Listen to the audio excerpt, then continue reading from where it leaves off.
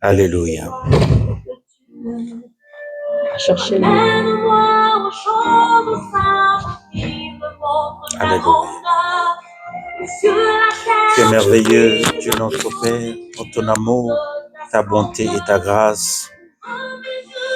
Merci encore ce matin pour ta présence au milieu de nous.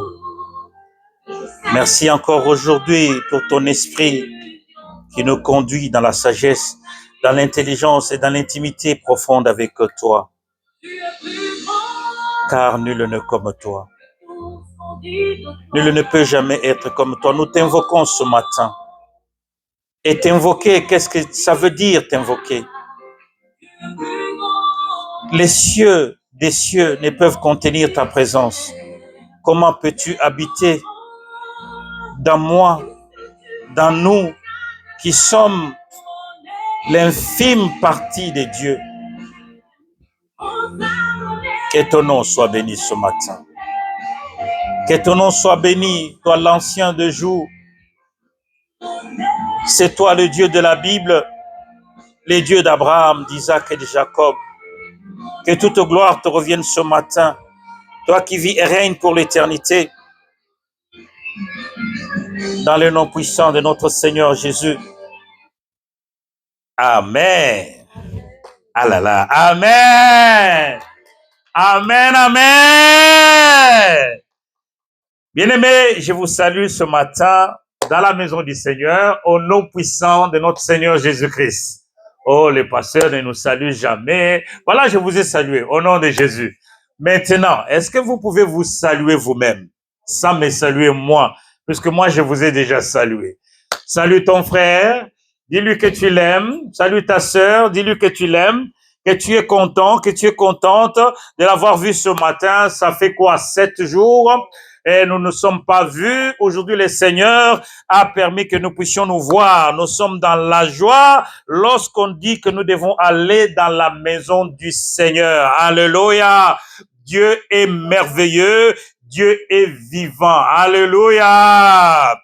Il est vivant. Il est ressuscité. Il est ressuscité. Il est vivant. Amen. Nous célébrons son nom. Nous pouvons rester debout, juste, nous allons faire cette déclaration. Il faut croire en la parole de Dieu. Alors, dis avec moi, ceci est ma Bible. Je suis ce qu'elle dit que je suis. J'ai ce qu'elle dit que j'ai. Je peux faire tout ce qu'elle dit que je peux faire. Aujourd'hui, je vais recevoir la parole de Dieu. Je déclare avec confiance que mes pensées sont en alerte, que mon cœur est réceptif. Je ne serai plus le même.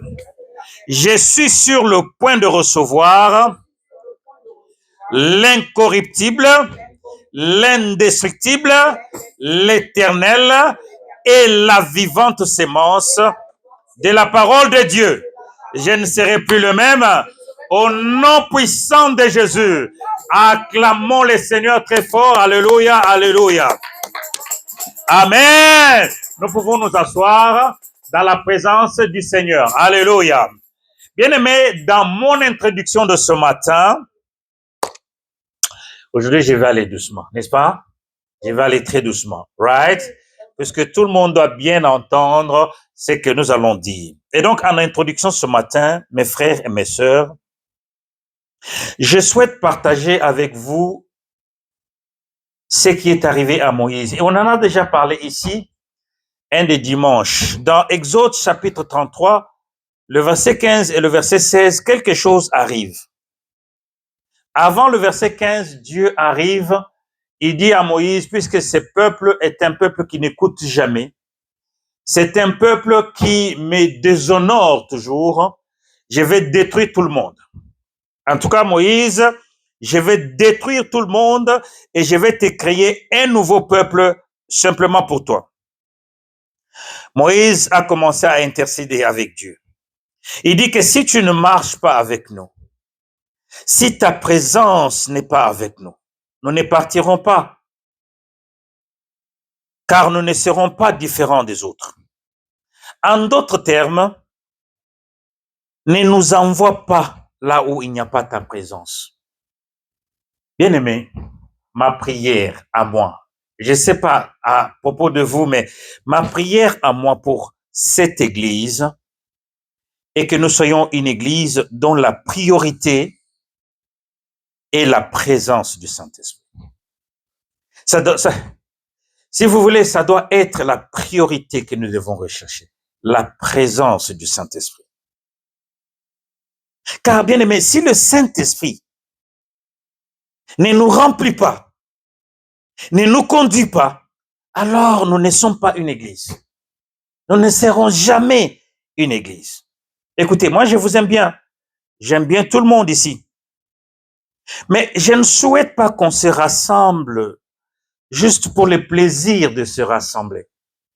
Que nous venions ici juste puisque bon, ça devient un plaisir, ça devient, nous n'avons plus rien à faire le dimanche matin, c'est devenu, non. Moi, je ne souhaite pas que nous puissions nous conformer juste aux émotions de la religion. Chanter, danser, faire de longues prédications.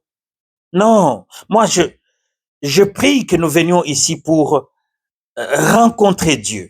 Non pas pour plaisanter. Écoutez, si, moi je prie vraiment que sa parole soit plutôt plantée dans nos cœurs comme une sémence incorruptible, qui porte des fruits et nous conduise tous à la transformation. Moi je prie que nous soyons équipés afin d'impacter nos familles, impacter les sorciers, impacter le monde. Oui, le monde autour de nous. You see, j'observe les églises, je vois ce qui se passe. You know, les gens ont pris, c'est devenu une habitude, quoi. On se rencontre le dimanche, on danse, on chante, on saute, on le fait pendant 2 heures, 3 heures. Il y a des églises même qui vont jusqu'à 4 heures, 5 heures le dimanche, et c'est bon. On s'est dit au revoir, mais quand on arrive à la porte, on est toujours les mêmes personnes. Et donc, moi, je vous prie, mes amis, si nous n'avons pas la présence de Dieu, alors, écoute-moi très bien. Je veux que tu m'écoutes très bien. Si nous n'avons pas la présence de Dieu, c'est vrai que moi, j'aime notre façon de prier. J'aime notre façon de payer le loyer. Nous sommes toujours en règle. J'aime notre façon de danser, de donner à l'église, de prier et de faire tout ce que nous faisons. Mais n'oublie pas, si nous n'avons pas la manifestation de la présence du Saint-Esprit, nous n'avons rien et nous n'irons nulle part. Bien-aimés, sans la plénitude, cette église ne sera qu'un club où nous venons, on se tape les mains, on rigole. Les enseignements ou les prédications ne seront que de simples discours et nos prières ne seront que des chansons, des désirs. Sans la présence du Saint-Esprit, il n'y a pas la puissance, il n'y a pas de transformation et il n'y a pas la révélation de Jésus. Alors, mes amis, que chacun de nous ici se mette à rechercher le Saint-Esprit. Le problème dans nos églises, c'est ce que nous pensons que c'est une histoire des pasteurs. C'est les pasteurs qui doivent rechercher la plénitude. Non, nous tous, on devait rechercher la plénitude. Chaque jour, tu dois demander au Saint-Esprit de nous remplir. Ça doit être, si tu veux, la priorité number one de notre vie et de rechercher la plénitude du Saint-Esprit dans l'Église. Moi, si vous voulez, moi, je vais très loin. Si vous m'avez déjà entendu parler, j'ai dit toujours à Dieu de se manifester comme il s'est manifesté dans le buisson ardent. Moi, parfois, j'essaie de challenge, de défier Dieu, afin que nous puissions vivre les choses qui sont dans la Bible. J'imagine si le Saint-Esprit peut descendre sur nous, comme au jour de la Pentecôte, que nous sortions dans les rues de Nevers avec du feu sur nous. Désirons la présence du Saint-Esprit. Prions ensemble, enfonçons-nous ensemble, cherchons ensemble la manifestation de la puissance. Je vous le dis tous les dimanches, si tu es rempli de la puissance de Dieu, il n'y a aucune personne sur cette terre, il n'y a aucun esprit dans les lieux célestes qui pourra se tenir au-devant de toi. Tu vois, mais le diable a compris cela. Il nous a amenés dans des histoires inutiles pour que nous ne soyons pas concentrés et que nous puissions rechercher le Saint-Esprit. Moi, d'ailleurs, si vous me posez la question en moi, je peux vous dire que la seule prière que nous pouvons commencer à prier, c'est demander la plénitude du Saint-Esprit. Chaque jour. Bon, alors, on va aujourd'hui se concentrer sur un sujet. La parole de Dieu est une grande source de réconfort et de paix, n'est-ce pas? Ça, vous le savez. Nous devrions donc passer tout notre temps à lire et à relire la parole de Dieu en y cherchant la vérité. Par contre, si tu ne pouvais avoir qu'un seul livre de toute ta vie, hein, il y a des gens qui ont des bibliothèques vraiment larges. Ils ont lu des centaines de milliers de livres. Ce n'est pas mauvais. Mais si tu ne devais avoir qu'un seul livre dans ta vie, je souhaite que tu puisses avoir la Bible. Dis un peu très fort la Bible. Et dans la Bible, s'il y a un seul livre que tu peux lire, relire, lire, relire, lire, relire, lire et relire, ça doit être le livre des Hébreux. Ou tu peux avoir les livres que tu veux, hein? Mais pour moi, c'est les livres d'Hébreux. Pourquoi les livres d'Hébreux? Les livres d'Hébreux fait la synthèse de l'Ancien Testament et aussi du Nouveau Testament. En fait, toute la Bible se trouve dans les livres des Hébreux. N'est-ce pas? Mais bon, si tu dois retenir qu'un seul chapitre, un seul dans la Bible, ça doit être Genèse, chapitre 15. Dis un peu Genèse chapitre 15. Tu te dis, mais pourquoi il y a beaucoup de chapitres? Oui, tu peux avoir beaucoup, mais s'il y a qu'un seul que tu dois retenir, que tu dois mémoriser, que tu dois chanter et rechanter, ça doit être Genèse chapitre 15. Et en fait, si vous voulez, s'il y a un seul verset que tu peux retenir de toute ta vie, ça doit être Genèse chapitre 15, verset 17.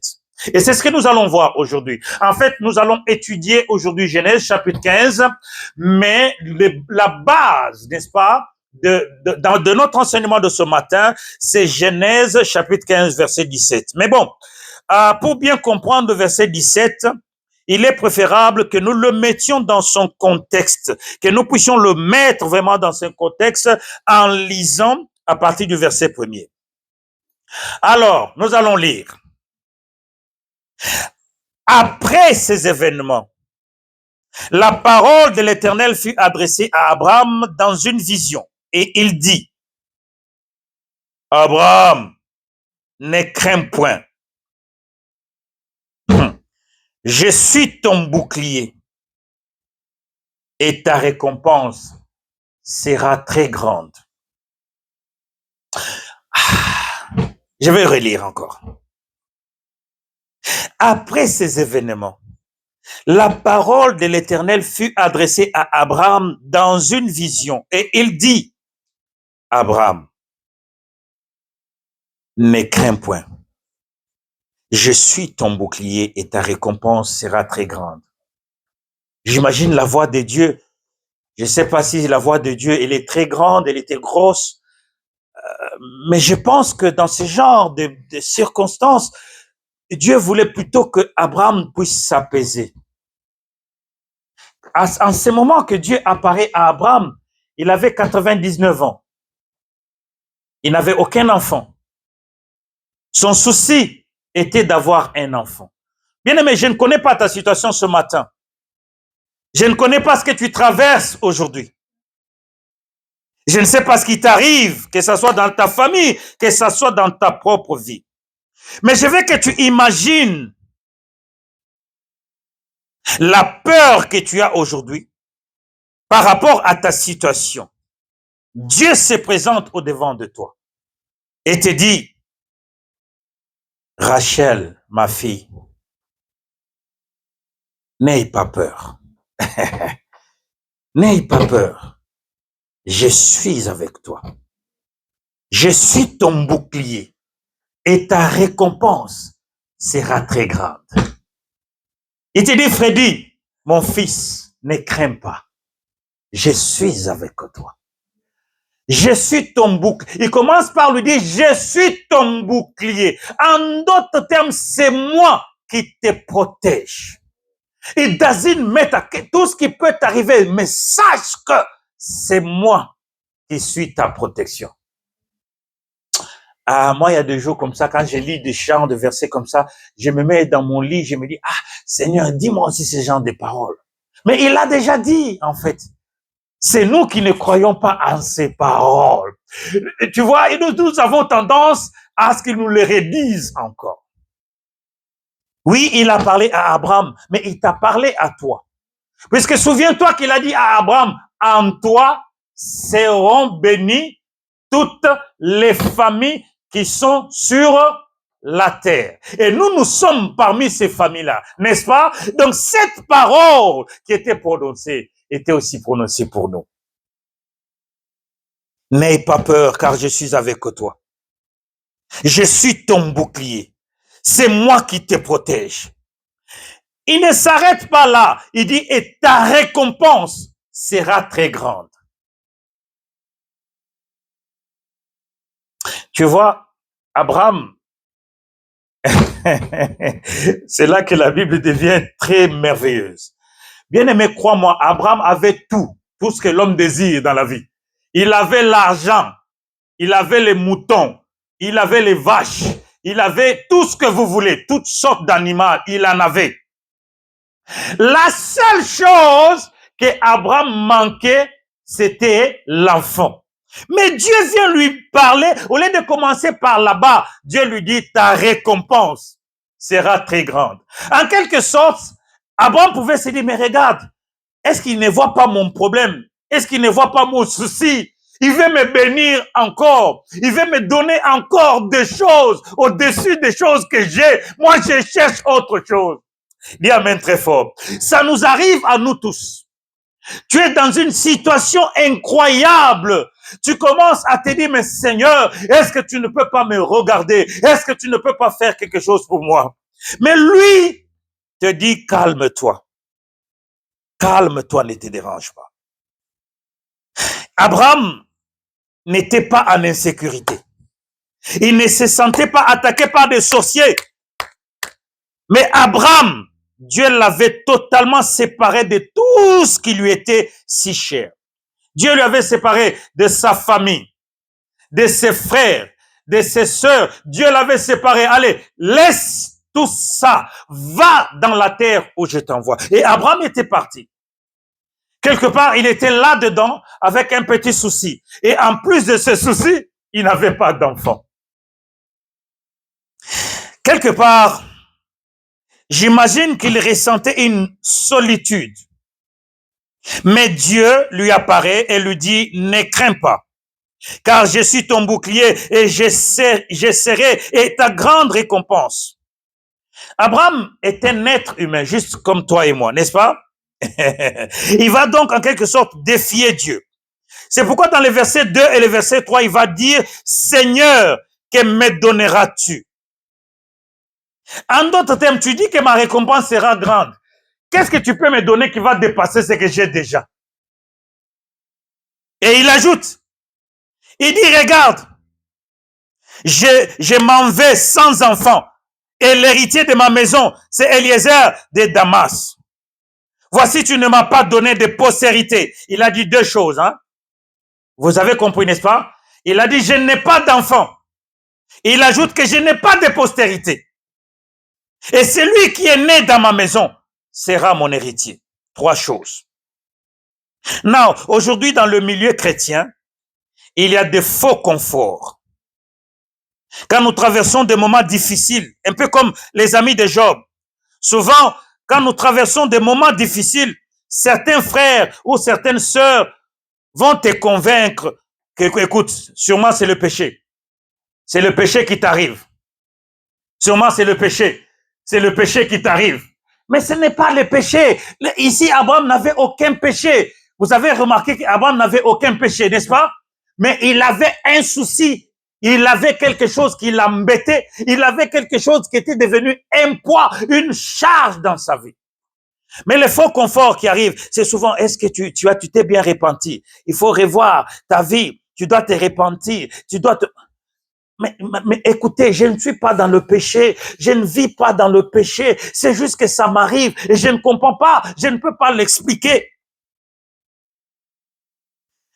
Mais Abraham va défier Dieu, un peu comme pour lui dire que, mais attends, qu'est-ce que tu peux me donner aujourd'hui qui dépasse le nombre de vaches que j'ai, le nombre de moutons que j'ai, le nombre de serviteurs que j'ai? Qu'est-ce que tu veux me donner de plus?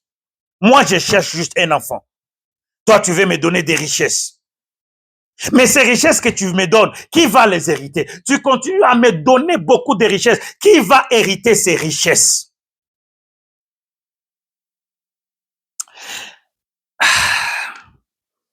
Imagine un peu, par exemple, il y a une histoire, il y en a beaucoup aux États-Unis, mais on va prendre l'histoire d'une seule personne qui a été accusée de meurtre aux États-Unis. Mais il n'avait jamais tué les gens. Il a dit pendant plusieurs années, j'ai jamais tué, je n'ai tué personne, mais personne ne pouvait le croire. Et donc, on lui a pris les années de sa vie en prison, 36 ans. Après 36 ans, comme la médecine a beaucoup évolué, ils ont refait les recherches, ils ont compris que ce n'était pas lui, c'était quelqu'un d'autre. Et le monsieur a donc perdu 36 années de sa vie. À la sortie, on lui propose des millions. Ok, on peut te donner des millions. Mais attendez, les millions que vous me donnez là ne vont pas remplacer les 36 ans que j'ai perdus en prison. C'est exactement ça.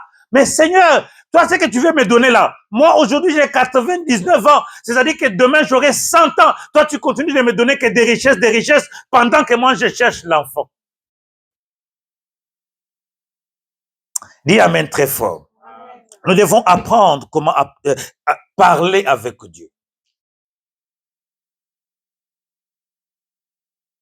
La récompense que tu veux me donner ne va pas combler le vide que moi j'ai. Est-ce que tu le vois ou tu ne le vois pas? Abraham cherche à dire à Dieu, attends, à mon âge, hein, je n'ai pas besoin de ces choses que tu me donnes. À mon âge, à moi, j'ai besoin de porter un bébé. J'ai besoin de quelqu'un qui puisse me tirer la barbe. Toi, tu me donnes toujours des richesses. J'ai déjà beaucoup de biens et tu veux m'en donner d'autres. Mais le verset 4 me dit que ce n'est pas lui, c'est Dieu maintenant qui lui dit, écoute, Abraham, ok, j'ai compris. Abraham a dit 3 choses. Il avait besoin d'un enfant, il avait besoin d'une postérité et il avait besoin d'un héritier, n'est-ce pas? Maintenant, Dieu commence à lui dire, ok, j'ai compris. Abraham, verset 4, ce n'est pas lui qui sera ton héritier, mais c'est celui qui sortira de tes entrailles qui sera ton héritier. À 99 ans, tu veux me dire qu'à 99 ans, je vais avoir un enfant? Ah! Mais bon, Dieu le rassure que l'esclave là ne sera pas ton héritier. Mais celui qui sortira de tes entrailles sera ton héritier et sera ton enfant. Maintenant, regarde ce que Dieu fait. Dieu lui donne l'enfant dans la promesse. Maintenant, il lui donne la postérité. Qu'est-ce qu'il fait? Il le tient par la main. Il sort avec lui dehors. Pour ceux qui ont fait des voyages, je ne sais pas si vous êtes déjà allé au Moyen-Orient, par exemple Doha, Dubaï. Là-bas, il fait tellement chaud qu'il n'y a pas vraiment de nuages. Hein? La nuit, quand vous sortez, vous pouvez compter les étoiles. Il y en a, vous les voyez. Et donc, il a commencé à compter les étoiles. Ah, papa. À un certain moment, je crois, il a dit non, je n'arrive plus à compter. Il dit d'accord, comme tu n'arrives plus à compter ta postérité, il lui avait déjà dit que tu vas avoir un enfant.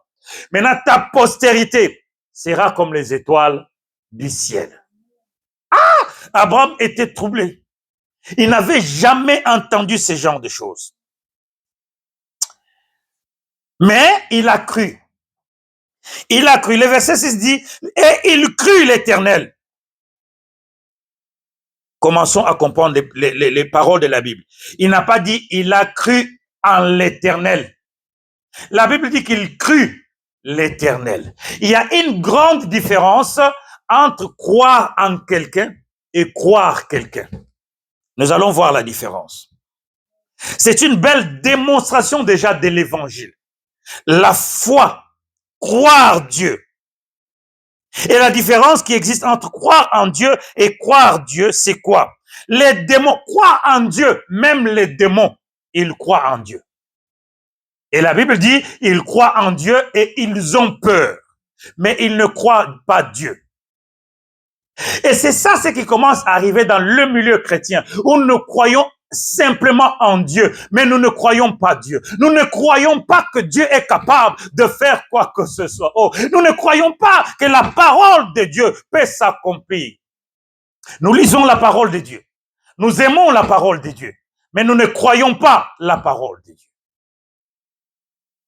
Dis amen pour la deuxième fois. Et donc nous sommes dans cette mixture où nous sommes entre croire Dieu et croire en Dieu. Bien aimé, il faut que tu crois Dieu. Dieu ne peut pas te mentir. Et nous allons voir ça aujourd'hui. Il n'est pas un homme pour te mentir et il n'est pas un fils de l'homme pour se repentir. S'il a prononcé un mot, sache que cela, ça s'accomplira.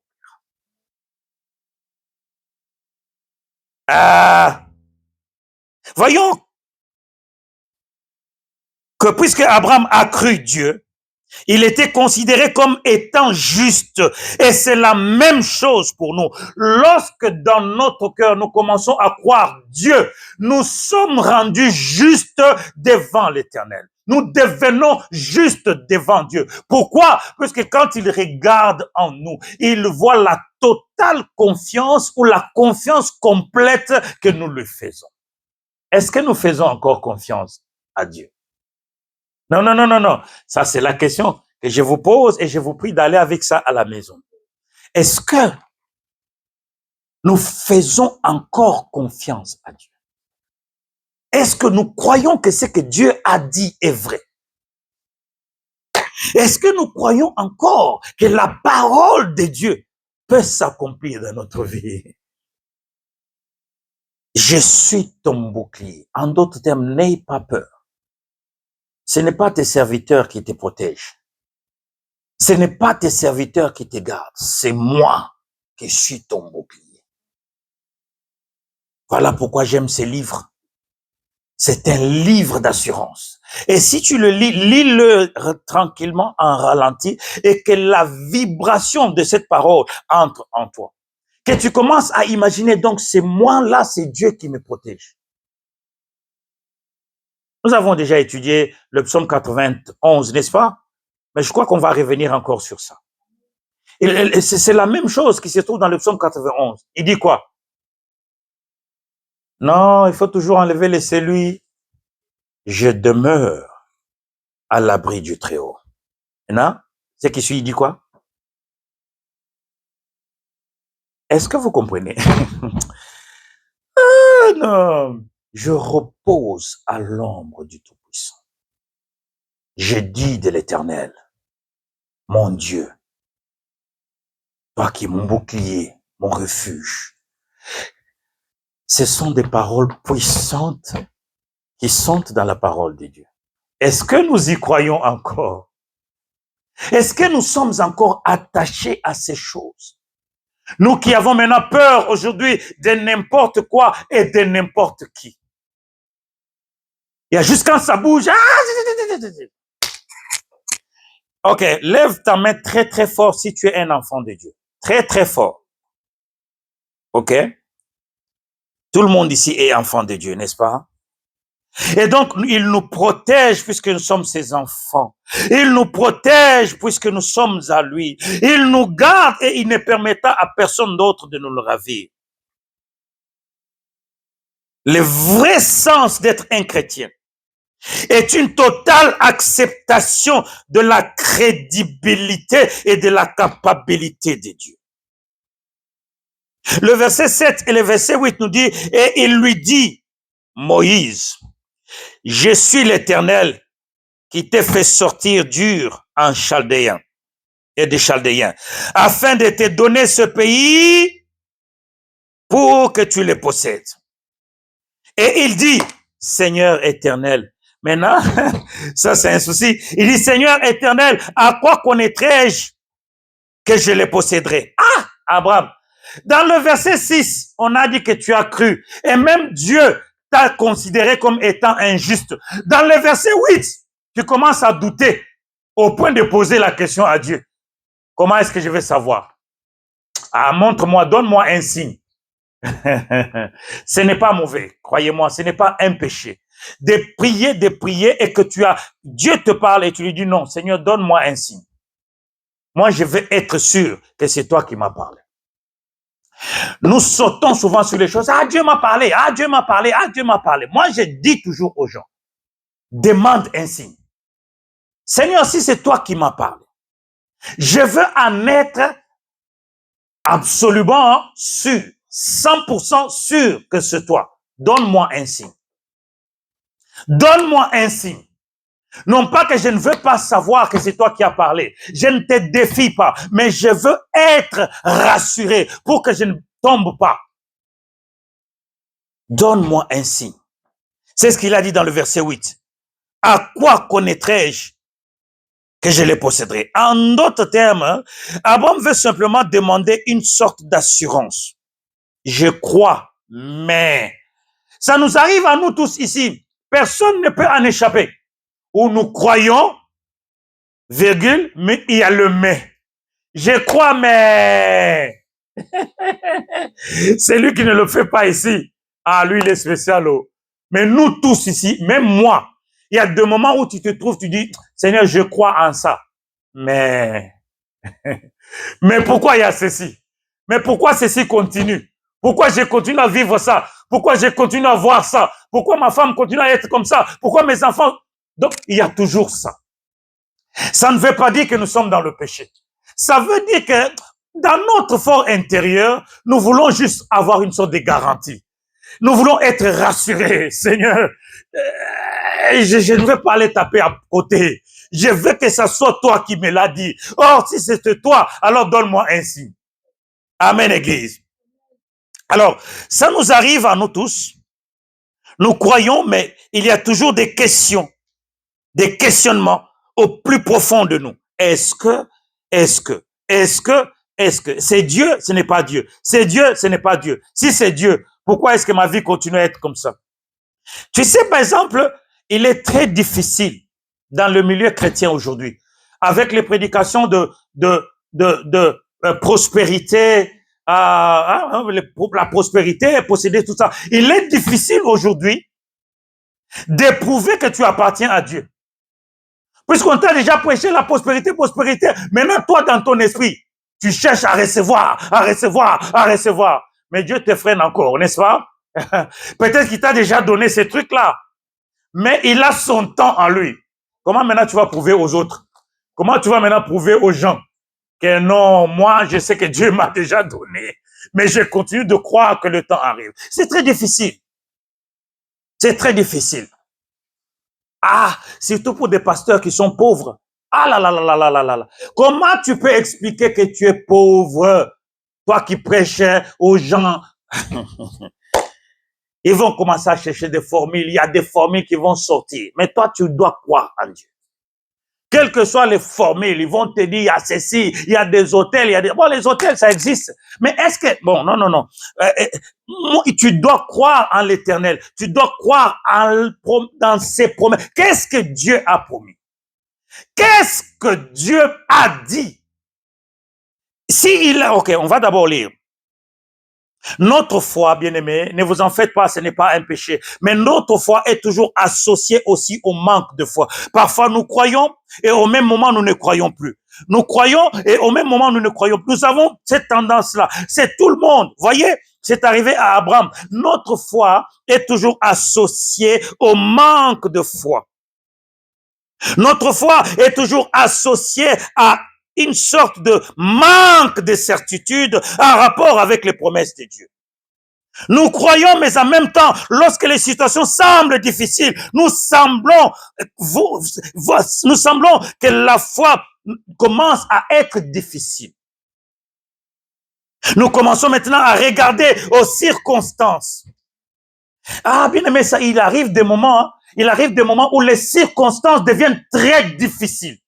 Elles deviennent très difficiles. Tu es maintenant entre, est-ce que je dois croire ou est-ce que je dois continuer de poser des questions? Ça arrive à tout le monde, ne vous en faites pas. Abraham est un exemple. Il y en a beaucoup. Il y a des Jérémie. Il y a tous ces gens-là qui ont marché avec le Seigneur, qui ont interrogé Dieu. C'est-à-dire qu'à un certain moment dans ta foi, la foi devient défiée. Comme on dit en anglais, your faith is challenged. C'est-à-dire que tu as des défis maintenant au devant de toi. Tu te poses la question, est-ce que c'était Dieu ou est-ce que ce n'était pas Dieu? Est-ce que c'est Dieu qui avait parlé ou est-ce que ce n'était pas Dieu? Ça arrive à tout le monde. Ce n'est pas un péché. Le péché, c'est d'arriver à dire, ah, ce n'était pas Dieu. Ce n'était pas Dieu. Pourtant, c'était Dieu. Tu peux te poser des questions. C'est normal. Chaque enfant de Dieu peut se poser des questions. Mais lorsque tu refuses de croire que c'est Dieu, tu vas tomber dans un péché. Mais Dieu, lui, veut aller très loin avec Abraham. Il veut faire maintenant une alliance. Abraham, tu m'as provoqué. Tu m'as posé la question de savoir qu'est-ce qui peut te faire croire que tu vas avoir. Eh bien, nous allons faire une alliance.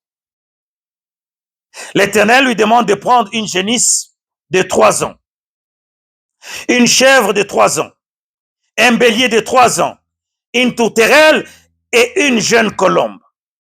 Abraham prit tous les animaux.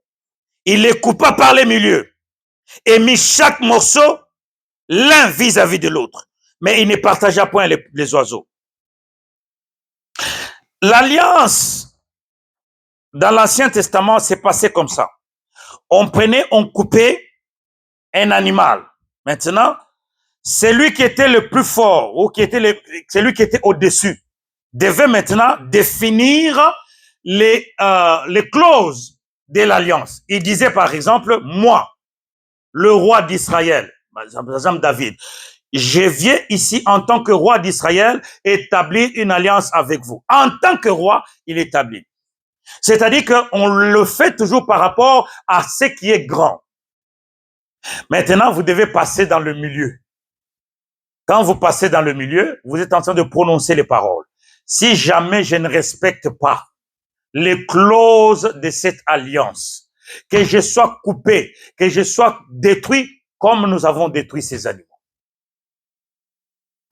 Now, les oiseaux de proie s'abattirent sur les cadavres et Abraham les chassa. Au coucher du soleil, un profond sommeil tomba sur Abraham. Et voici une frayeur, une grande obscurité vers l'assaillir. Et l'Éternel dit à Abraham, ça c'est la conséquence maintenant du fait d'avoir douté et d'avoir amené Dieu à jusqu'à montre-moi seulement les signes. Non. Dieu a dit, ok, tu te joues de moi, Abraham. Tu penses que moi je blague avec toi. Mais puisque tu m'as posé des questions, regarde ce qui va arriver. Il dit ceci. Sache que tes descendants, les descendants là que tu as demandé là, sache que ils seront étrangers dans un pays qui ne sera point à eux. Ils y seront asservis et on les opprimera pendant 40 ans. Moi, si j'étais Abraham, j'allais directement demander la miséricorde de Dieu. Père, pas jusque-là, s'il te plaît. Ce n'est pas ça ce que moi je veux. Pour les histoires que moi j'ai fait, tu vas aller amener mes enfants Bon, mais Abraham a laissé ça. Comme il était vraiment emporté, il voulait recevoir toute la bénédiction, il a laissé. Mais si j'étais lui en ce moment, j'allais dire, papa, pardon, non, ça c'est très fort. Non, les enfants d'autrui n'ont rien fait. Pourquoi tu vas les amener à être esclaves dans un autre pays? Mais je jurerai la nation à laquelle ils seront asservis. Et ils sortiront ensuite avec des grandes richesses. Il y a des promesses dans la Bible. Il dit, les nations qui vous asservent, qui vous font du mal là. Les gens qui vous font du mal. Bien aimé, écoute-moi maintenant très bien. Que ce soit dans ta famille, que ce soit dans ton boulot, que ce soit là où tu vis, les gens qui te font du mal, le Seigneur les jugera. Bien-aimé, le Seigneur les jugera. Le Seigneur te vengera et il se vengera de toutes ces personnes. Et non seulement, aussi le Seigneur te délivrera de leurs mains et il t'accordera même leur richesse. Est-ce que vous avez lu ça? Ne t'en fais pas, ils peuvent faire ce qu'ils veulent, mais le temps arrive où tout ce qu'ils ont seront à toi. Il a dit la richesse des nations seront à nous. C'est pourquoi parfois, il faut être content que les gens te provoquent. Oui. Il faut être content que les gens puissent t'ensorceler. Car le jour que l'Éternel se lèvera, il va les dépouiller de tout ce qu'ils ont et il te donnera. Dis amen très fort. Mais malheureusement, les gens qui nous font du mal, c'est des gens qui n'ont rien. Ils n'ont rien. Je comprends. Mais ils n'ont rien. Mais quand même, les peu qu'ils ont, le Seigneur les prendra. Ils mourront comme dans les déserts. Les enfants des enfants des enfants de leurs enfants subiront le même cas si ils ne se convertissent pas. Amen, Église. Et il dit, toi, tu iras en paix avec tes pères. Tu seras enterré après une heureuse vieillesse. À la 4e génération, ils viendront ici, car l'iniquité des Amoréens n'est pas encore à son comble. Mais revenons un peu en arrière pour parler de l'alliance. Ce qui s'est passé entre Abraham et Dieu, c'est quelque chose d'incroyable. C'est quelque chose de vraiment, vraiment incroyable. Dieu demande à Abraham de faire une alliance avec Dieu. Je vais te prouver aujourd'hui que je suis Dieu. Laisse-moi faire une alliance avec toi. Est-ce que vous n'avez pas lu dans la Bible, il est écrit qu'il est le Dieu des alliances? Bien aimé, apprends à faire des alliances avec Dieu. Ça, c'est dans la première partie. Mais moi, si je suis vous, j'éviterai de faire les alliances avec Dieu.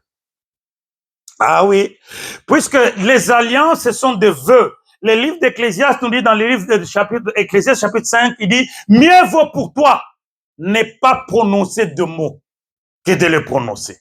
Ne permets pas à ta bouche de faire pécher ton corps. Ne viens pas devant Dieu. Si tu me fais ça, moi je ferai ceci. Si tu me donnes ça, moi je ferai ceci. Si tu me donnes ça, moi je ferai ceci. Ok, 2 ans se sont passés, 3 ans, 4 ans, 5 ans. Tu as oublié ce que tu avais dit. Maintenant, Dieu t'a donné ce que toi tu cherchais. Tu as oublié. Moi, je connais un monsieur. Quand nous étions là-bas au pays, il devait voyager.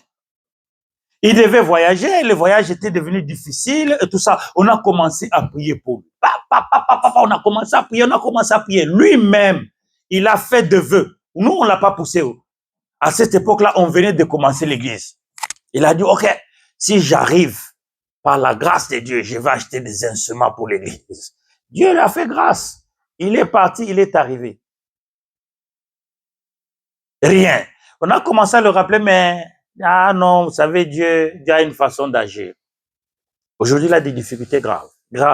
Mais c'est difficile maintenant de venir lui dire que vous avez ces difficultés à cause de promesses, de vœux que vous avez fait. Verset 18, enfin, on arrive maintenant à mon verset préféré, qui est le verset 17. En même temps, je les mets ensemble, 17, 18, 19, 21, mais on va parler de 17. Quand le soleil fut couché, il y eut une obscurité profonde. L'obscurité dans ta vie, ce n'est rien. Il y a des moments où tu traverses l'obscurité, tu sens que tu marches dans le vide, tu ne sais plus où toucher. Tu marches dans l'obscurité. N'aie pas peur de l'obscurité. Car il dit, et voici ce fut une fourneuse fumante. Des flammes passèrent entre les animaux partagés. Et donc le verset 17 est le plus merveilleux verset, comme je vous l'ai dit dès le début. Mes amis, c'est quand les choses deviennent très difficiles, au point que tu n'arrives plus à voir le bout du tunnel, que Dieu se manifeste afin de faire ou de refaire une alliance avec toi. Je ne sais pas si tu as compris. C'est quand les choses deviennent extrêmement difficiles, que tu sens que je ne m'en sortirai pas, que l'Éternel va se présenter au devant de toi pour faire ou pour refaire une alliance avec toi. Car il a dit, je ne te délaisserai point et je ne t'abandonnerai point.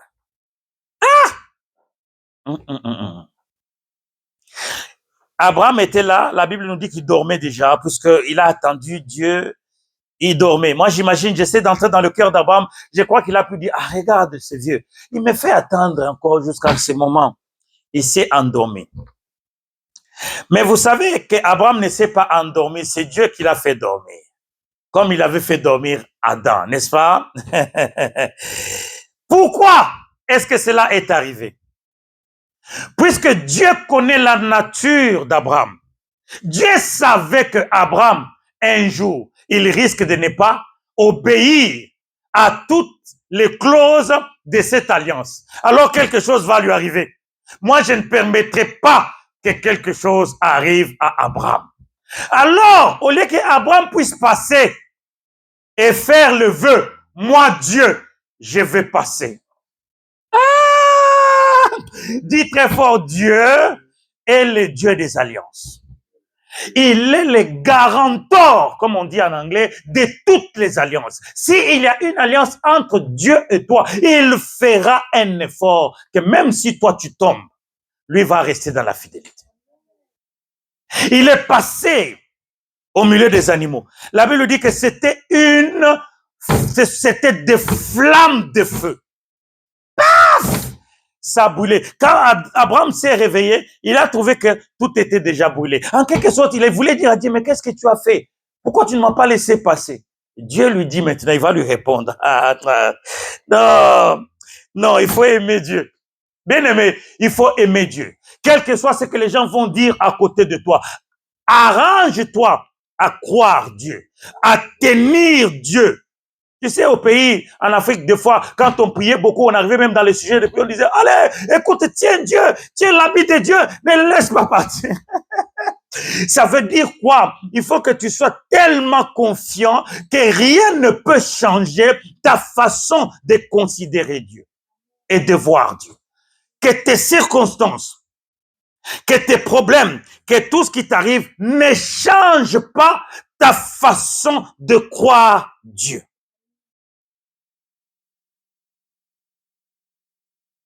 Notre Dieu est le Dieu des alliances.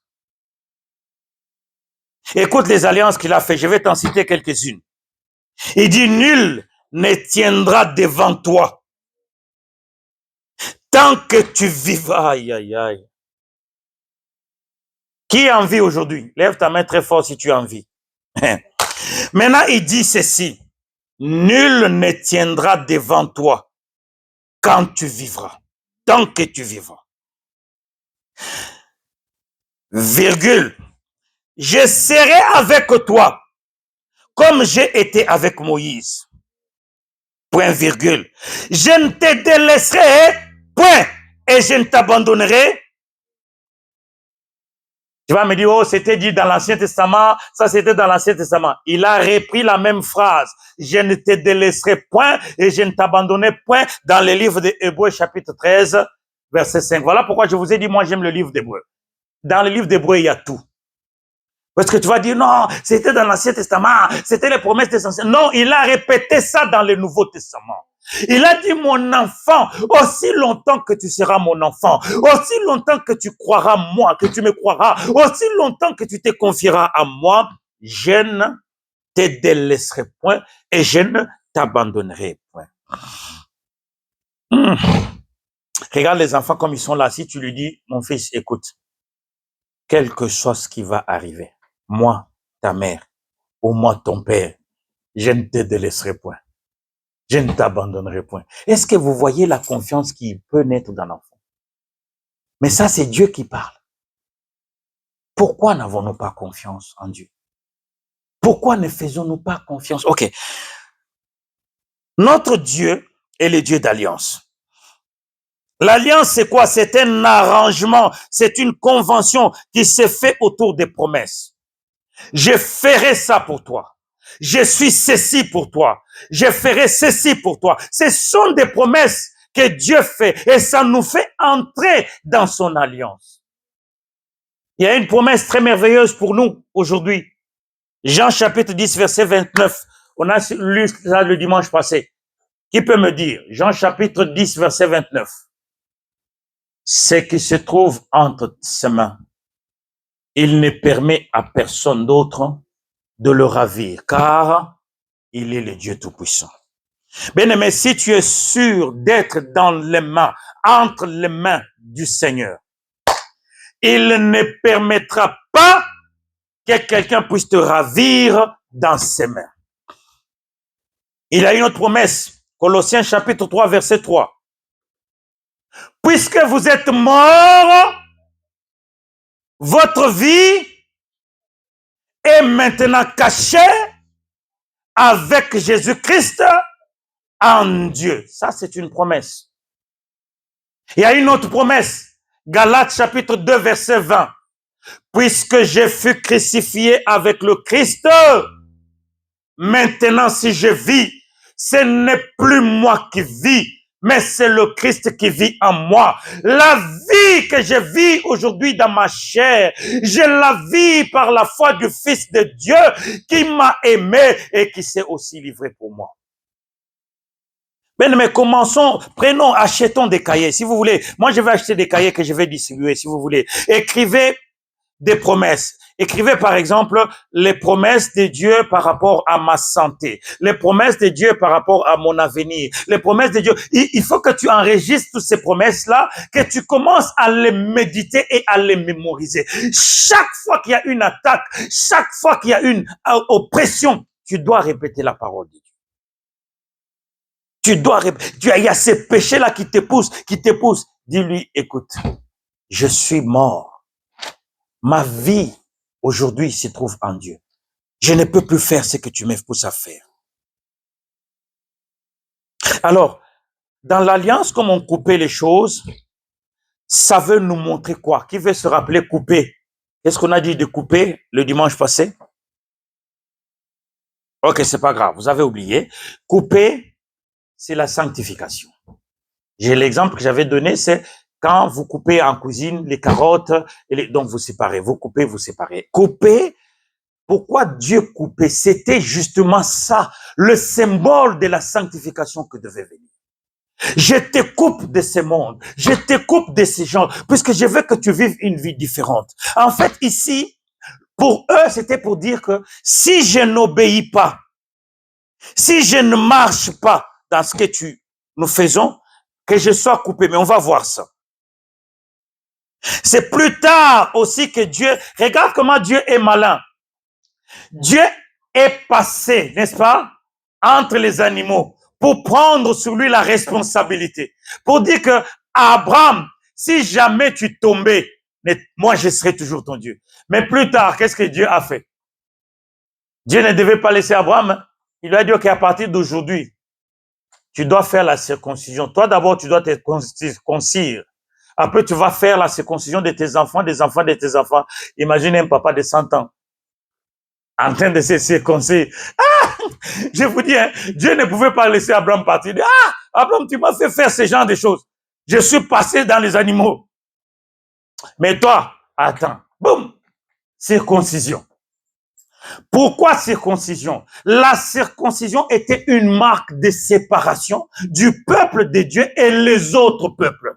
Et donc, à l'époque, c'était la circoncision. Si tu es circoncis, tu appartiens à Dieu. Et donc, si tu voulais entrer parmi les Juifs, tu devais te faire circoncire. Vous vous rappelez ce que les enfants de Jacob ont fait? Leur petite sœur était violée. Ok, ils ont fait un deal pour dire, écoutez, nous acceptons. Vous allez épouser notre petite sœur. Ça va donner nous la dot. On va prendre la dot. Ah! Maintenant, comme vous nous donnez la dot, nous avons quand même une autre demande. Notre demande, c'est que vous devez vous circoncire. Ah! Ils ont circoncis des papas. Maintenant, pendant que les papas avaient de la plaie, ils souffraient de la plaie, Simeon et son frère, ils sont venus, ils ont tué tout le monde. Ils ont profité du moment de faiblesse. Bon, bref. Donc, il y a le fait de couper. Le fait de couper est une façon pour Dieu de nous couper du reste du monde, de couper son peuple du reste du monde. Le fait de couper est une façon de faire un vœu en disant que si je ne marche pas selon les termes de cette alliance, que je sois coupé de toi et de toutes tes promesses. C'est pareil avec nous aujourd'hui. Nous allons voir ça dans le texte. Où le Christ a été divisé, coupé. Il a dit, je vous donne aujourd'hui mon corps. C'est pourquoi quand les gens fêtent la Sainte Seine, ils ne comprennent pas. Ceci est mon corps que je donne aujourd'hui pour vous. En d'autres termes, vous allez couper mon corps. Vous entrez dans cette nouvelle alliance. Sachez que dans cette alliance que vous entrez, si vous ne marchez pas selon les termes de cette alliance, je vous coupe de moi et je vous coupe de toutes mes promesses et des bénéfices que je vous promets. Voilà pourquoi il est préférable de rechercher la sanctification tout le temps. Puisque lorsque nous ne vivons pas dans la sanctification, mais que nous continuons de vivre ouvertement dans le péché, Dieu nous retranche. Il nous retranche de ses bénédictions. Il nous retranche de ses promesses. Il nous retranche de tout ce qu'il a voulu faire pour nous. Je ne sais pas si vous avez compris.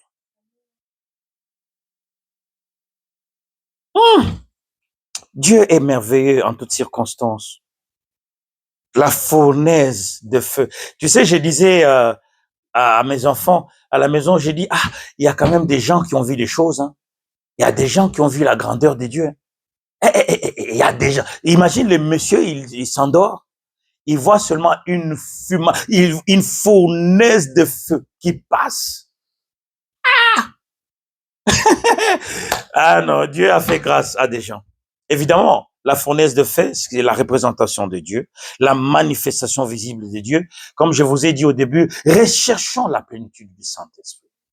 Consacrons-nous, recherchons la plénitude du Saint-Esprit. Et que le feu de l'Éternel s'allume. Ce n'est pas une histoire de pasteur. Le pasteur va le chercher pour lui. Ça peut agir que pour lui et avec lui. Mais si nous nous mettons ensemble, chacun dans sa maison, prie pour la plénitude, que la manifestation de la fournaise de feu se manifeste. Que le feu de Dieu se révèle. Non pas pour brûler les gens, mais que ce feu-là vienne en nous, pour nous élever encore et nous faire devenir puissants comme notre Seigneur. En fait, le fait de traverser au travers des animaux, pour Dieu, était une preuve réfutable que Dieu faisait à Abraham.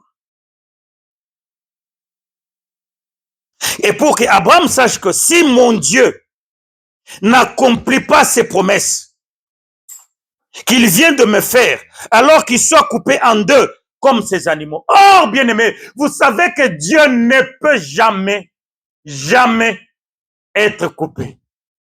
Puisqu'il va tenir sa parole et il fera toujours ce qu'il a promis de faire.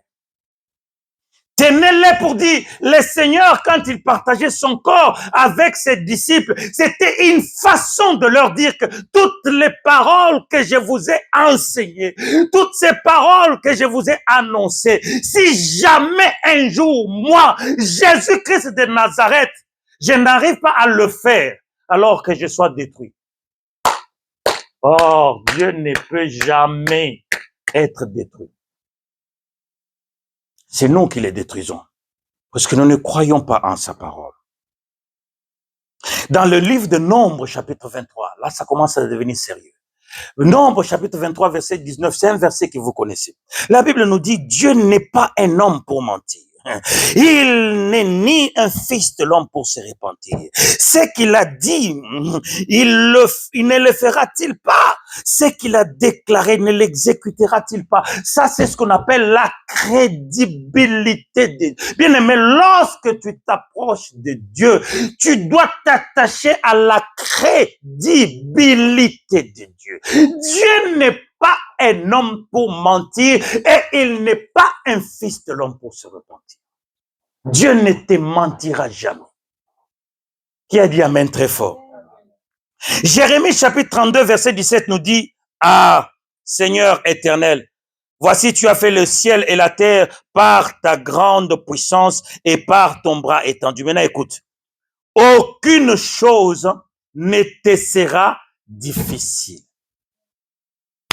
Rien n'est difficile que Dieu ne peut pas faire. C'est nous qui ne savons pas comment nous présenter au devant de Dieu. L'intégrité et la capacité de Dieu sont en fait la réputation de Dieu que nous avons parlé le dimanche passé et le dimanche avant. La réputation de Dieu. Bien aimé, dis très fort la réputation de Dieu. Dieu tient tellement fort à sa réputation qu'il ne pourra jamais faire quelque chose pour te faire du mal. Le Seigneur fera tout pour sa réputation, pour défendre sa réputation.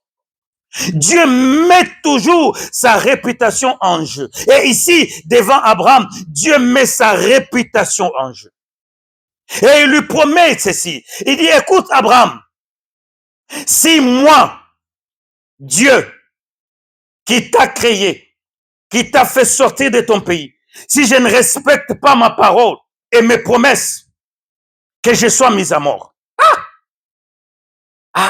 Il y a des gens qui ont vu les... Et il y a des gens qui ont vécu les choses de Dieu. Hein. Tu imagines, Dieu vient devant toi et te dit, écoute, calme-toi.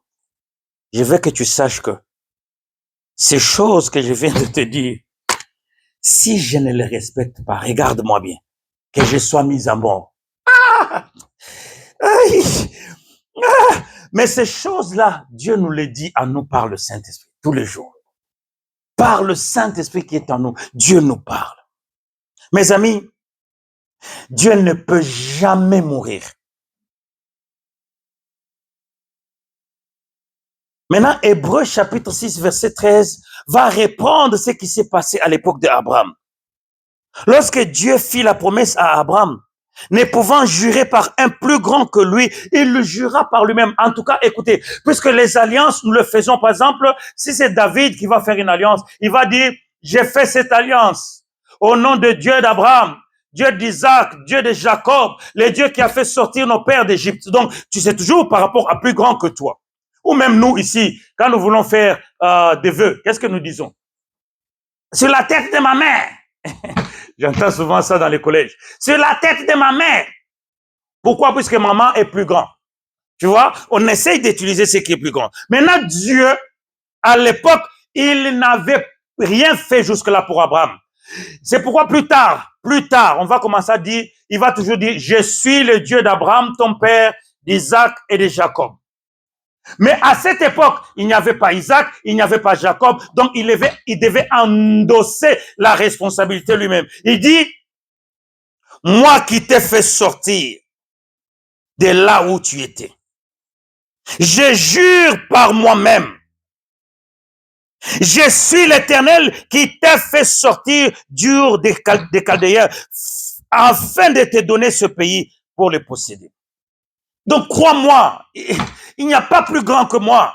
Ce que j'ai déjà fait pour toi, personne ne peut... Ah là là là là là. Bien aimé, il arrive que nous traversons des moments très difficiles dans notre vie, au point que nous oublions même ce que Dieu a déjà fait pour nous. Nous oublions comment il nous a déjà sortis de certains problèmes et de certaines choses. Mais là, il lui dit, écoute, c'est moi qui t'ai fait sortir de ton pays. C'est moi qui t'ai demandé de sortir. En d'autres termes, je ne peux pas te laisser ici, car c'est moi qui t'ai enlevé de là où tu étais. Bien aimé, quand tu étais dans le péché, est-ce que tu avais demandé à Dieu de venir te sauver? Non, non, non, non, non. Je te pose une question. Quand tu vivais dans le péché, est-ce que tu avais demandé à Dieu de venir? Mais c'est lui qui est venu te sauver, n'est-ce pas? Est-ce qu'il va t'abandonner ici, maintenant? Jamais de la vie. Jamais il ne le fera.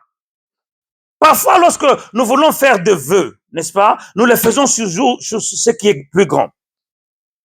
Les mêmes promesses qui ont été faites à Abraham sont faites aussi à nous aujourd'hui. Est-ce que tu crois Dieu ou est-ce que tu crois en Dieu? Combien de temps vas-tu demeurer dans le doute et dans la vacillation? Peux-tu avec confiance te confier? Peux-tu confier toute ta vie à Dieu? Ou est-ce que tu veux faire confiance aux circonstances?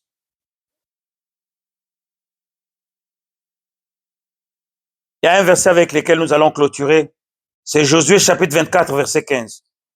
Dans Josué chapitre 24, verset 15, il dit, si vous ne trouvez pas bon de servir l'Éternel, choisissez aujourd'hui qui vous voulez servir. Moi et ma maison, nous servirons l'Éternel. Qu'est-ce que ça veut dire? Que nous avons le choix d'accepter la parole de Dieu, de croire ce que Dieu a dit, ou nous avons simplement aussi le choix de croire à nos circonstances et aux situations de notre vie. Le livre de Hébreux chapitre 11 nous montre la liste des gens qui ont marché avec le Seigneur dans la confiance. En bas, là, on nous montre même des gens qui ont été sciés. Il y a des gens qu'on a coupés. Hein, c'est certains des prophètes, je crois que ça doit être Jérémie ou Ésaïe. On a coupé. Hein. Donc, bien aimé, il y a des gens qui ont vu Dieu, mais il y a aussi des gens qui ont souffert pour lui. J'imagine deux personnes, l'un de ce côté, l'autre de ce côté, avec une scie. Ils sont en train de couper une personne. Tout ça, c'est pour Dieu. Jusqu'à ce que le corps sera partagé. Aujourd'hui, la Bible ne le dit pas, mais on nous raconte la vie ou la mort des apôtres. Quand on dit que Pierre est mort renversé, crucifié mais renversé. L'apôtre Jean a été introduit dans l'huile 7 fois. Paf! C'était l'huile bouillante, des tonneaux. On a mis première fois, le gars n'est pas mort. Deuxième fois, il n'est pas mort. 7 fois, il ne mourrait toujours pas. Ils ont dit, non. Ils ont mis dans une pirogue, ils ont poussé la pirogue. C'est là qu'il est allé dans l'île de Patmos. On nous parle des gens comme des Thomas. Thomas s'est retrouvé en Inde. C'est lui qui avait créé l'église de l'Inde. Mais il a été tué entre quatre bœufs. On a mis un bœuf à la jambe gauche, un bœuf à la jambe droite, un bœuf à la main. Alors on a tapé le bœuf, ils sont partis. Les gars étaient déchirés. Mais ils avaient toujours confiance en Dieu. Ce qui m'étonne, c'est que chacun d'eux mourait en chantant et en glorifiant le Seigneur. Nous traversons juste une petite situation, mais c'est le monde entier, quoi, qui est paniqué. Nous allons nous courber dans la prière. Tu vas prier le Seigneur. Tu vas lui dire, Seigneur, merci. Merci pour ta parole. Merci de m'avoir parlé encore aujourd'hui. Je veux maintenant marcher